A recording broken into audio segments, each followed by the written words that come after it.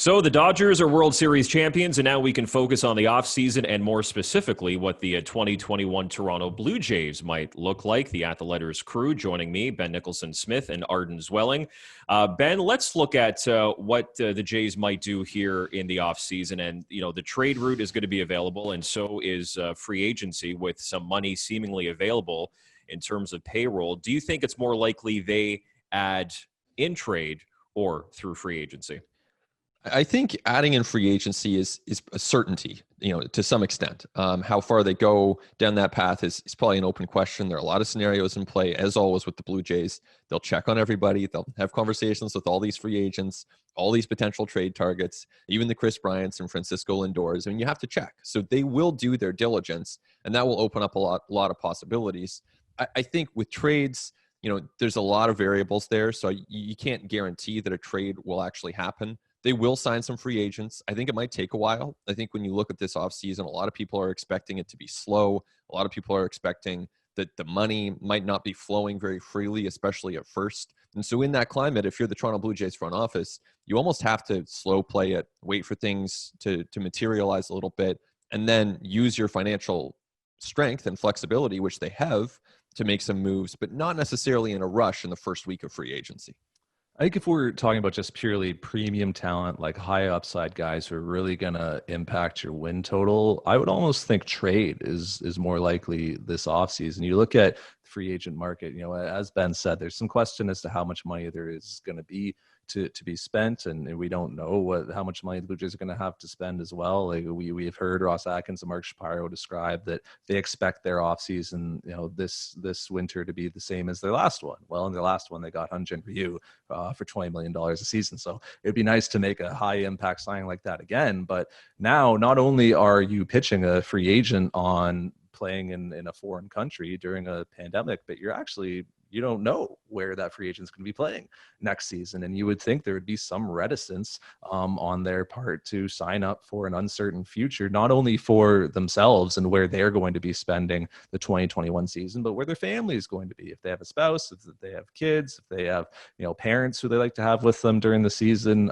think about it from your own perspective. If you were taking a new job, you would like to have some certainty as to where that job is going to be occurring. So I think the Blue Jays will face somewhat of a challenge there. And I just think that there's going to be really good opportunities to be had in the trade market this winter as clubs are looking to shed salary because they want to reduce payroll because they just went through an entire season without gate revenue. I even wonder if there could be some really interesting non-tenders coming up this offseason. Some guys who clubs just don't want to go through that arbitration process with again, don't want to pay them what they're worth even before they're really due to hit free agency. I wonder if the Blue Jays can kind of sneak in there before they are non-tendered and actually trade for some of those players so that the club that doesn't want to pay that salary can get some sort of value in return.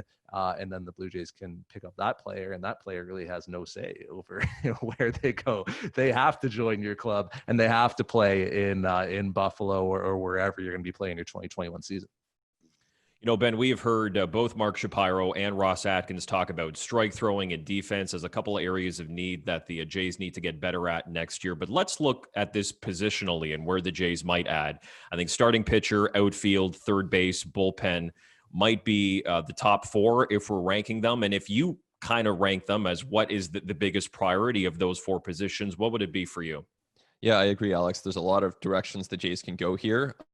They have a lot of areas that this team can improve. Even after a good season, even after a season in which they made the playoffs, there's room to be a lot better. And I look at, this is maybe a little counterintuitive because of course you need pitching, and they're going to add pitching. They're going to sign pitchers. You have to. They can't not. But I think beyond that, there's still room to improve the offense. And you look at a team like the Dodgers, and not just them, but whether it's the Yankees or the Astros, the teams with the best offensive depth don't stop once they get 6 or 7 good hitters. They keep going. And so the Blue Jays, who have 6 or 7 or 8 good hitters, need to keep going because some of those guys will be hurt. Some of those guys might underperform. You need to have depth. You need to have layers. They have room to have an elite offense in Major League Baseball. And so they need to take advantage of that and add another bat.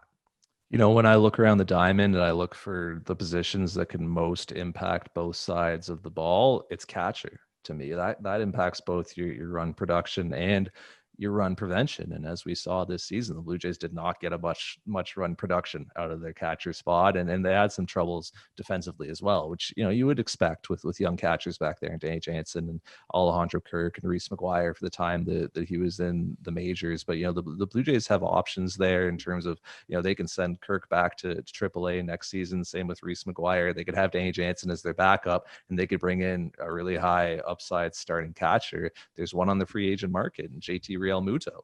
There are not many players in this game at that position that can produce offensively like he can. He doesn't strike out much. Draws a walk, he hits for a ton of power, really strong exit velocities, and he's sound defensively. He's a veteran, and there is no position on the diamond that impacts your run prevention like catchers. So I just think there's a pretty massive opportunity there for the Blue Jays to impact both sides of the ball with one fell swoop. It wouldn't be cheap for a guy like JT Realmuto, but that's the price you have to pay if you want to acquire that really premium high upside talent. And perhaps the internal improvement of the kids on this roster will, set the scene for how good the Blue Jays could be in 2021. But between Realmuto, George Springer, Trevor Bauer, DJ LeMahieu, some really good free agents are going to be out there as the Blue Jays will try to retool and make another playoff run in 2021.